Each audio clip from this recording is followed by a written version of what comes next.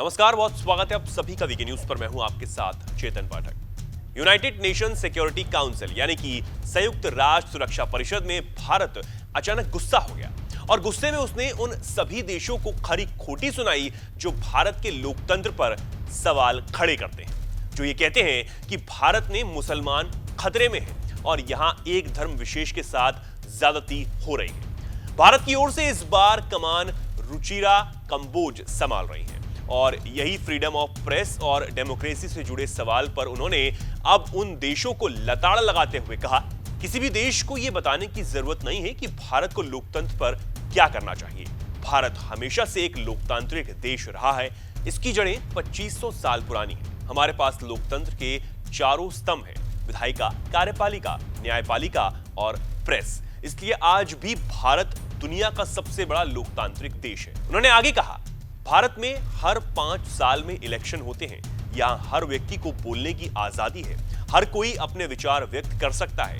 देश में तेजी से सुधार और परिवर्तन हो रहा है। इसके रिजल्ट काफी इंप्रेसिव रहे हैं। देश में हो रहे पॉजिटिव चेंज पूरी दुनिया को दिख भी रहे हैं। इन्हें अलग से बताने की कोई जरूरत नहीं है। यहां यह जानना भी जरूरी हो जाता है कि दिसंबर महीने में Bharat United nation security council की अध्यक्षता कर रहा है, यानी इस पूरे महीने रुचिरा कंबोज यूएनएससी की प्रेसिडेंट रहेंगी। इसके बाद महीने के अंत में गैर स्थायी सदस्य के रूप में भारत के 2 साल का कार्यकाल का खत्म हो जाएगा। इस दौरान टेररिज्म और अन्य वैश्विक चुनौतियों के मुद्दे पर चर्चाएं होंगी।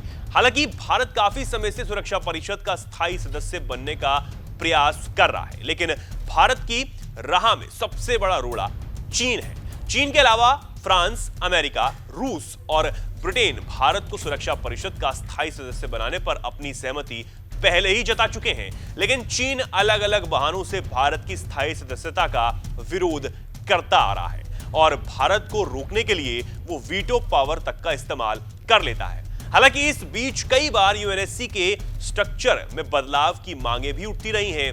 तर्क दिया जाता है कि यूएनएससी में विकासशील देशों का प्रतिनिधित्व कम है, लेकिन स्थायी सदस्य नहीं चाहते कि इसमें किसी तरह का कोई बदलाव हो और किसी दूसरे देश को वीटो पावर मिले।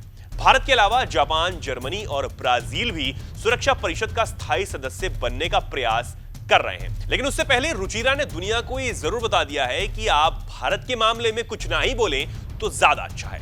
अब आपकी इस पर क्या राय है और क्या वाकई कोई खतरे में है? हमें कमेंट सेक्शन में जरूर बताएं और ऐसी तमाम खबरों को जानने के लिए देखते रहिए वीके न्यूज। धन्यवाद। वीके न्यूज, राष्ट्र के नाम।